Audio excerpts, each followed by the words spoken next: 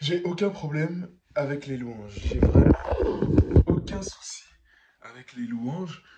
J'aime beaucoup les louanges de manière générale. C'est l'euphorie, c'est la joie, on loue Dieu. On loue Dieu. Et justement, le problème que j'attribue aujourd'hui aux louanges, j'espère que je ne vais pas me faire d'ennemis aujourd'hui, mais je trouve que le monde de la musique chrétienne n'est pas assez complet. Dans le sens où c'est important de louer Dieu, mais c'est aussi important de dire, ah tiens, là je souffre dans ma foi, là ça va pas, de dépeindre les deux tableaux, de dépeindre aussi, comment dire, pas faire la louange de la baisse de foi, c'est pas ça, mais quand ça va mal, savoir le dire, savoir le chanter aussi pour que tout le monde puisse se reconnaître dans la musique chrétienne.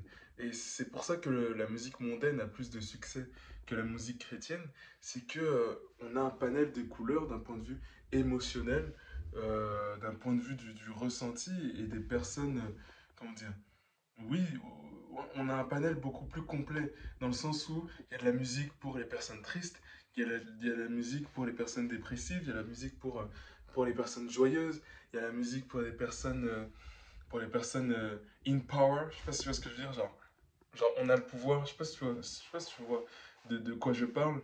On a de la musique pour tout le monde, pour tout le monde, pour tous les goûts, on a de la musique positivité. On a de la musique pour tout le monde. On a du rap conscient. On a plein de choses. Alors que dans la musique chrétienne, c'est à 80-90% la louange et les éloges de Dieu. C'est pas négatif. C'est pas négatif. Mais ce que je dis, c'est que du coup, d'autres personnes qui traversent une passe difficile peuvent ne pas se sentir compris. Tout simplement. Dans le sens où, oui, Dieu est grand, oui, Dieu est bon, mais essayons d'aller plus loin dans une sensibilité plus profonde et proposer une recherche, proposer une œuvre artistique plus complète d'un point de vue humain, dans le sens où un artiste chrétien doit pouvoir dire oui, je traverse une passe difficile. Comme dans le livre de Job, en fait. Comme dans le livre de Job ou dans les psaumes, où carrément le psaumiste va dire oui, Dieu, tu ne m'entends pas, etc., etc. Dans les psaumes, alors j'ai pas de psaume là maintenant tout de suite, je vous mettrai en référence les psaumes qui parlent de ça. Il y a des psaumes qui louent la gloire de Dieu, qui louent les prestiges et la grandeur de Dieu. T'en as d'autres qui sont un peu plus concrets, un peu plus terre à terre, un peu plus humains en termes de paroles ouais, qui sont qui sont plus dans la baisse de foi, plus dans ah Dieu, tu m'abandonnes, etc. Je pense qu'il faut savoir chanter les deux pour que tout le monde puisse se retrouver. Voilà, c'est ce que je voulais vous partager aujourd'hui. Euh, ouais, c'est ça, qu'il y ait plus d'artistes qui puissent chanter les deux. Et je pense que c'est pas contradictoire de chanter à des périodes où on est plus mal d'un point de vue spirituel, mais ouais, être plus transparent là-dessus, en fait. C'est vrai que même le péché, je sais que, typiquement, la masturbation, je sais que c'est des thématiques qui touchent énormément les jeunes. Et je dis ça comme si j'étais vieux de ouf. Oula.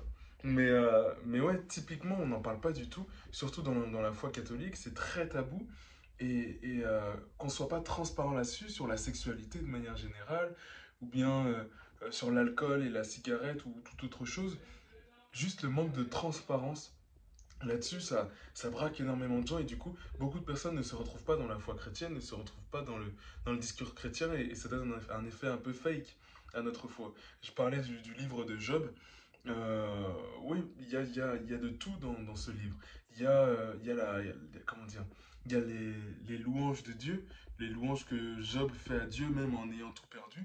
Et puis il y a aussi la baisse de foi, la remise en question euh, des capacités de Dieu de la part de Job dans ce livre aussi. Et à la fin, on a Dieu qui se révèle à Job. Enfin, on a une œuvre vraiment complète où le personnage principal passe de A à B.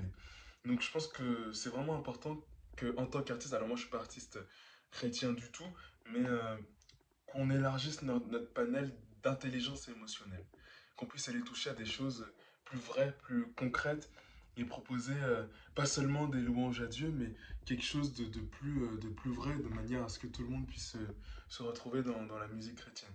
Parce que si on veut vraiment créer un monde chrétien d'un point de vue de la musique qui concurrence la musique mondaine, on doit pouvoir faire ces propositions-là, que ce soit dans la musique, mais aussi tous les autres domaines, que ce soit de la proposition, que ce soit dans le textile aussi, des marques textiles, avoir une intelligence là-dessus, pas juste dire Dieu est grand, savoir aussi dire quand nous, en tant qu'être humain, même si Dieu est grand, ça va pas, ça va moins, etc. Voilà ce que je voulais vous partager, j'espère que vous comprenez ce que j'essaye de raconter ici. Dites-moi ce que vous en pensez. Je tremble un petit peu. Dites-moi ce que vous en pensez. Et oui, moi je vous dis à la prochaine, à demain. C'était Constant. Et désolé pour hier, j'ai sorti la vidéo un petit peu tard, je m'en excuse. Salut!